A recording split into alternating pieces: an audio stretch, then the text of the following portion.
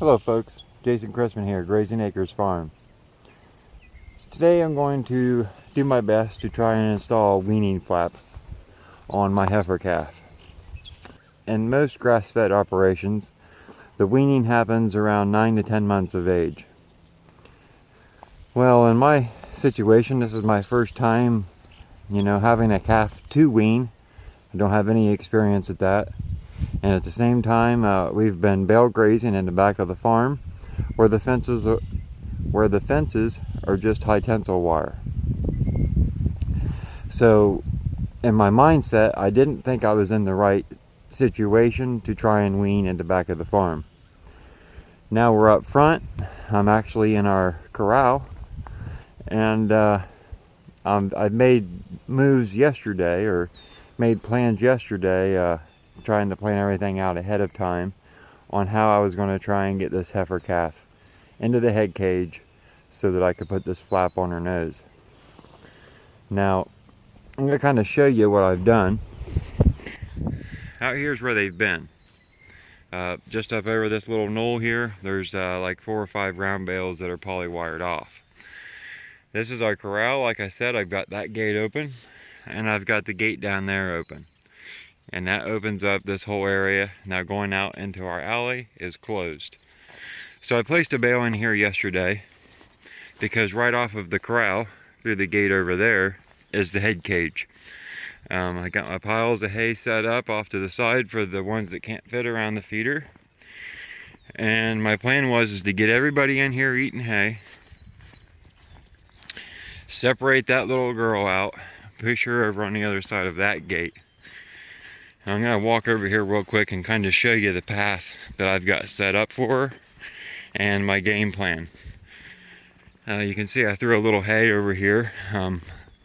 I figured once she goes into the head cage, I'll offer her the hay at the far end, and that will get her to stick her head through. Okay, so we'll come through this gate, and you can see I've got hot poly wire here off to the side to keep this simple. She's got to go straight through here. And then as she comes through this gate, she's going to hit another hot poly wire, which is going to turn her around this way.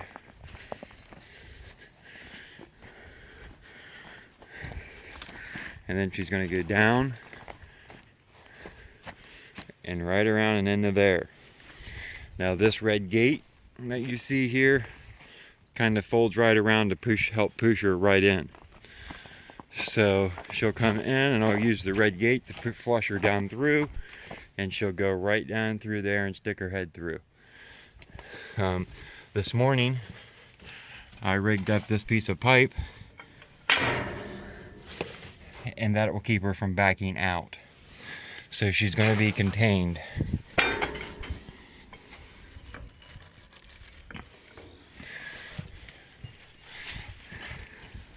The problem that I've ran into this morning that I didn't figure for is I come up here to feed him that bale in the corral and get this plan into action when there's not a damn cow in the damn pasture. They all went back to the next pasture this morning to graze on the grass. So if they don't know what I'm up to, sure makes you think that they do. So now the game plan has changed a little bit, and I'm going to have to wait and keep an eye on when they come up here and then try and get her over here. So that is the game plan as of now. We'll see how it works out.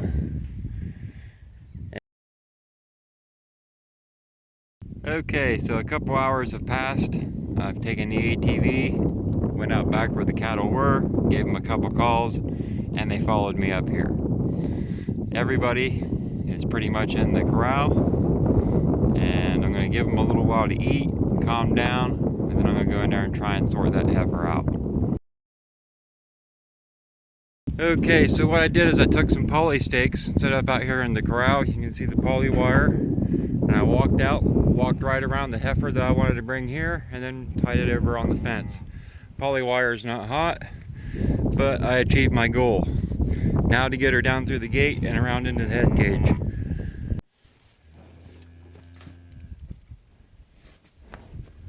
Okay, so this is the weaning flap that I will be using. It kind of mimics the quiet weaning flap. I got this off Amazon. It's made in China. It's just a cheap aftermarket, like $7. What I did do is take my Dremel and some sandpaper and make that gap in there just a little bit wider because this heifer calf is a year old. So I don't want that too tight on her nose.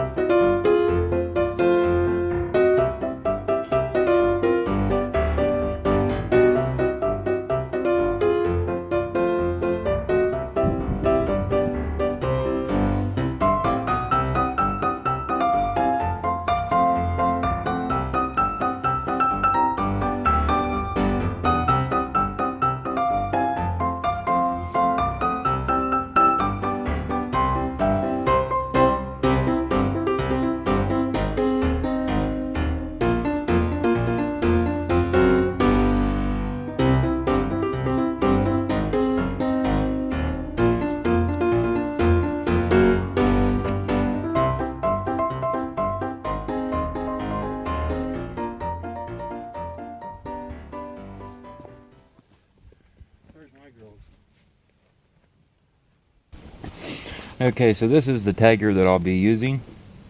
I want to show you how it sets up. I'm going to take my ear tag. I'm going to put right up here in the front. Make sure it's facing away from me.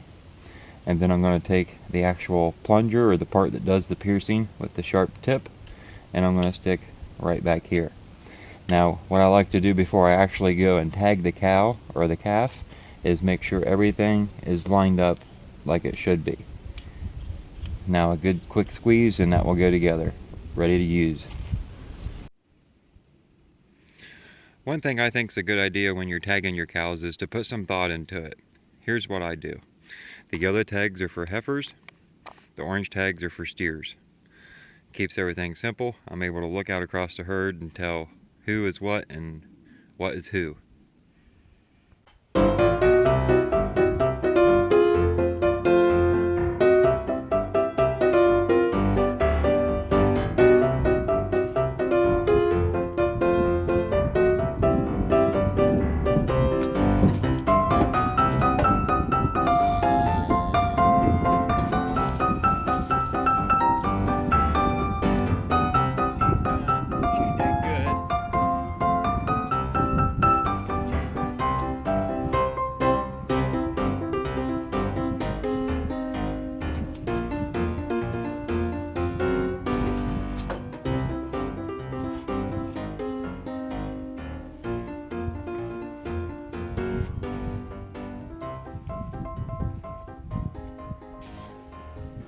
There she is, all ticked off at the world. Number 33. Been waiting a while to tag this one. I think you can tell she's ready to get out. It's kind of funny because right over this wooden wall here, we have an audience. And one of them is Mama.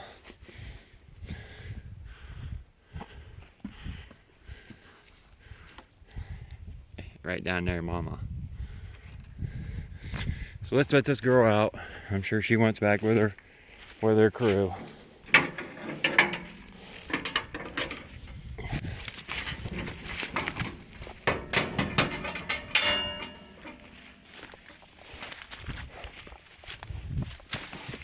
Get your head out there, dummy. Back up. Back up.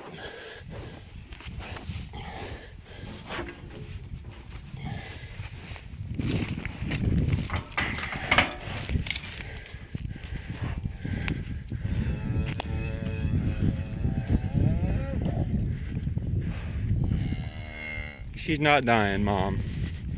She acts like she is, but she's not.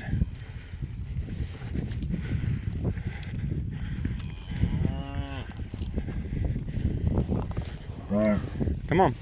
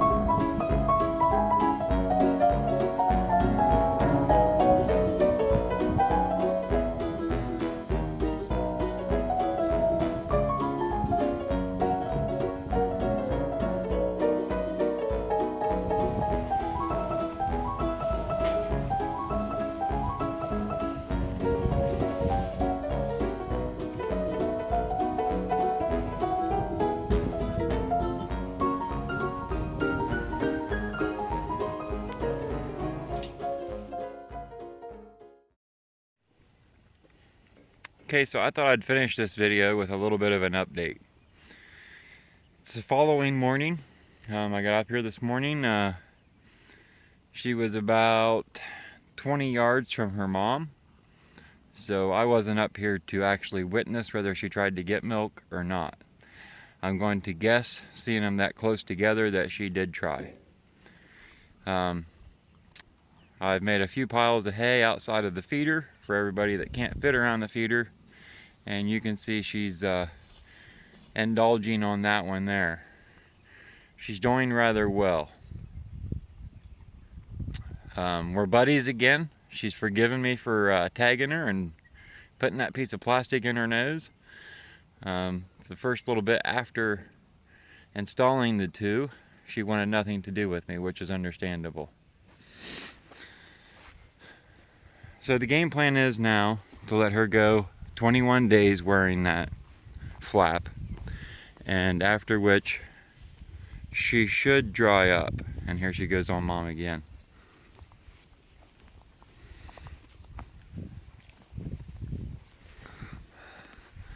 So after she dries up, I'll remove the flap, which I'll probably have to stick her back in the head cage, unless I'm able to climb inside the bale feeder, and when she sticks her head in there, maybe snatch it off of her.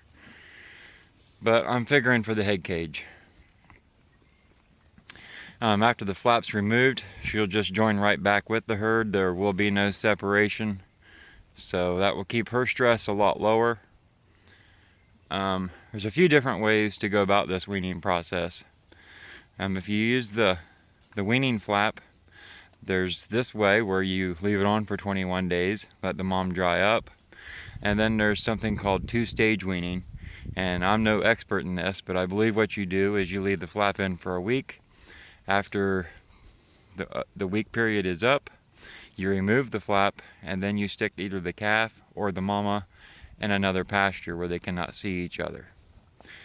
Now, this two-stage weaning, what that's supposed to do is after she realizes she doesn't need mama for her milk the first week when she's got the flap on, it makes the separating part a lot easier on her, and she's not bawling the whole time.